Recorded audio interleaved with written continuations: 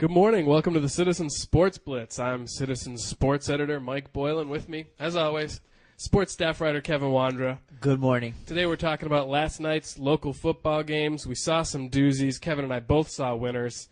Kevin saw the now 5-0 Fayette County Tigers. First time since 1980 they've gone 5-0. Tell me what you saw. It looks like a good game. Fayette County put it on. Northgate 42-14. I like watching this Fayette County team a lot. It's the best Fayette County team I've ever seen. The story of last night, Matt Daniels. He literally is the king of Fayette County. He was named homecoming king last night.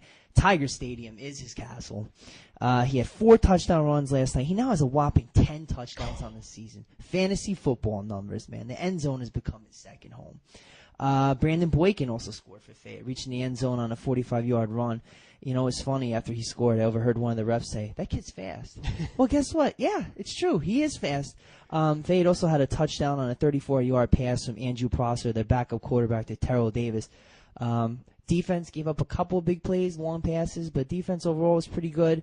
That offense, though, is amazing. They have so much speed, and Boykin and Daniels, they have to be the best 1-2 punch in the region by far. I'd have to agree with that. You know, having seen them play earlier this season, they're both coming into their own. Boykin's running as well as he ever has. Daniels just outstanding, really a power running back. And I talked to Daniels after the game too, and he's like, "I feel unstoppable." It's confidence right there. I'm sure last night he was feeling on top of the world. Oh, I also have to bring up too that the day before, it was his 18th birthday. Whoa. So happy belated birthday, Matt Daniels. Wow. Fayette County now has a week off before they play at Creekside, so I guess you spoke with Tommy Webb. They have to be feeling pretty confident of where they are right now. Oh, yeah, definitely. But Tommy's motto is take one game at a time. And having 2 weeks to prepare for Creekside, I guess the edge has to go to Fayette County. You'd think so. And, boy, if they are 6-0 at that point and still on top of the region, wow. Mm-hmm. Well, I saw a good game last night, too. I saw Our Lady of Mercy pick up their second straight win, which is the first time in school history when they've played a varsity schedule. Coach Brian Pinnabell was ecstatic with a total team effort, and the offense looked great. You know, you mentioned Fayette County's offense, and obviously they're the best in Region 2 Quad A. Our Lady of Mercy has a very good offense. They're very talented, and it's balanced. William Pearl can throw the ball and run very well as a quarterback. Dominique McDermott is a slash runner. Christian Willis is a great runner. He was really keyed on by the Mount Zion defense last night, but still came up with some good plays. Jarrell Bankhead was another great runner who had a touchdown pass reception. I mean, he was really good. The defense is the main concern for Mercy. But last night, McDermott had 2 touchdowns. Willis had 2 touchdowns. Bankhead had 1. Jacob Lacine had 2 field goals. He was booming them at halftime. They have to feel very good about their offense right now. Defense, they still need to do some work, but they were very impressive. You know, we mentioned the 1-2 punch of Boykin and Daniels, but how about the 1-2 punch of Christian Willis and Dominique McDermott? They both had 2 touchdowns last night and 39 points for Our Lady of Mercy. That offense, they can score. They're explosive. And I have to let you know something, Mike. Okay. I received a letter from none other than Pope Benedict this morning. Whoa. Yes, here's what he said. "Dear Fighting Catholics, congratulations on your first ever 2-game winning streak. I'm proud of you. Peace be with you, Pope Benedict." Was that in German? Did you translate that? All right, I'll admit. I wrote that letter. Great job, Fighting Catholics. Keep up the great work. Congratulations on your first ever 2-game winning streak. Now, while the defense has to do some work, there was some good play from the defense. Patrick Silloway, Will Simmons, Matthew Maker, Brennan Sanders, Joseph Gagliano, Sean Adamoya, and Thomas Kearns all played well. There were a couple of sacks. There was some really nice pass defense. But they were giving up some big plays and some big first downs. And when they face some better teams this year, that could burn them. So they'd still have their work cut out for them. But I'm sure they're feeling pretty good going into Glasscock County next week. So. And if Mercy wants to keep that winning streak alive, they have to play better defensively. Absolutely. And I think they're starting to get that. They're buying into the program. And it's a very exciting time over there. We're going to take a quick break and come back and talk about the other games from last night. So stay tuned. Velocity-trained athletes, from beginners to professionals, are getting maximum results with scientifically advanced performance training.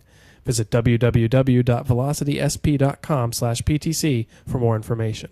X Playground's your source for all things football. Watch all the NFL games with the main game on a 146-inch screen. Fantasy players, bring your laptop for Wi-Fi. Try X Playground's Good Pizza, located next to Talbot Bank in Peachtree City, xplayground.biz. Okay, welcome back to the Citizen Sports Blitz, brought to you by Velocity Sports Performance in Peachtree City. And thank you for the shirt. I'm going to wear it golfing tomorrow, too. I'll be wearing mine soon, just let you guys know. Let's talk about Sandy Creek. They won last night 24-17 over Villarica. First region win, second win in a row. Sandy Creek looks like they've righted the ship. What do you know about that game, Kevin? Well, all year their defense has been outstanding, but finally their offense last night, huge game for them. Rio Johnson had his best game of the year. He completed 11 of 18 passes for 203 yards and 2 touchdowns. Both of those touchdowns went to another kid who had a great game, Brandon Lane.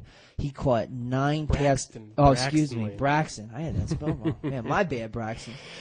He caught 9 passes for 148 yards and 2 touchdowns, including a 75-yard touchdown catch. Wow. And that was missing earlier in the season. Now that you have the passing game going, that running game's going to open up a little more. Right. They should have a balanced attack and be poised to do some damage in the region. And they also got a big run, too, from Blair Taylor. He scored from 63 yards out. Obviously, big plays were the difference for Sandy Creek last night. 75-yard touchdown, 63-yard touchdown. And we can't overlook their defense either. Brandon Putnam, what a game. 9 total tackles, including 2 for loss, 1 sack. Jeremy Holt, 10 tackles. Zach Hilton, 13 total tackles. Matt Solomon had like 8 tackles last night. Isaiah Johnson had another big play for them on defense. He had an interception. Defense has been great all year. Complete performance for Sandy Creek. Well, and now next week they get to go home. They host Cartersville. Cartersville won the region last year, but they're off to kind of a shaky start this year. So it's going to be a really good game when they host the Purple Hurricanes next week. Oh, and Sandy Creek's got a chance of, what, a 3-game winning streak it'll be? You know, and if they're 2-0 in the region and before they go and play Carrollton, that's going to be huge. Which is impressive considering the slow start they had this season. It really is, but I think everybody felt that really wasn't indicative of how well they could play and what their potential was. And I know that there was concern among the coaches and the fans, but you know now it looks like they're on the right track. I think it's safe to say Sandy Creek is back. They are back. Now, one game that we didn't know anything about, we haven't got any reports from it yet. We just know the score: Whitewater 31, Westlake 8. We mentioned yesterday that Coach McCurry doesn't want us to pick Whitewater anymore because when we pick against them, they win. So I guess next week we'll pick against them because 2 wins in a row over teams that we thought would easily beat them and have big games. Wow, were we wrong. And we must admit, too, we like it when a local team wins and we're wrong. Yes, that's great. I'll take that all year. If I don't win the picks because of that, I'm fine with that. Same here. Whitewater's defense has been awesome all year. Once again, they were awesome. They held Westlake to 8 points. And it looks like the Whitewater offense is probably getting on track. I mean, They got their first offensive touchdown last week. One would have to assume they got another offensive touchdown last night. I can't imagine a defense putting up 31 points. You never know, though. Whitewater's defense is great. They could. But that's congratulations to them. And, you know, certainly what a great game, what a great win. 2-game win streak over 2 tough region opponents. Right. And that puts you in a good position in the region, too. I mean, there's a big game coming up in a few weeks. And, you know they want that one, and what that will mean in the region could mean a playoff spot. So Good job. They have Banneker next week. Now, we have a little news about Banneker that's a bit shocking to us. Banneker beat Stars Mill last night 40-27. Stars Mill gave up 328 yards rushing to 2 Banneker running backs and gave up 4 touchdown passes, 3 of which were caught by Stephen Folks. I don't think any of us expected the Stars Mill defense, which had played so well all year, to get torched like that. I mean, what happened? It has to be one of the worst defensive games Stars Mill has played in school history. I mean, I'm just shocked.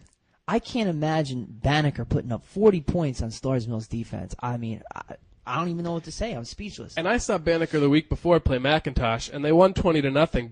And Folks had 3 touchdowns. So that makes 6 touchdowns in 2 weeks. I know he's good, but they weren't moving the ball that great against McIntosh. They had 2 drives that were, of anything, substantial. And this wasn't just a loss. This was a beating. Yeah, that's shocking to us. So, and reportedly Matt Sweat, the quarterback, left the game with an injury. Now, Stars Mill put up some points. Right.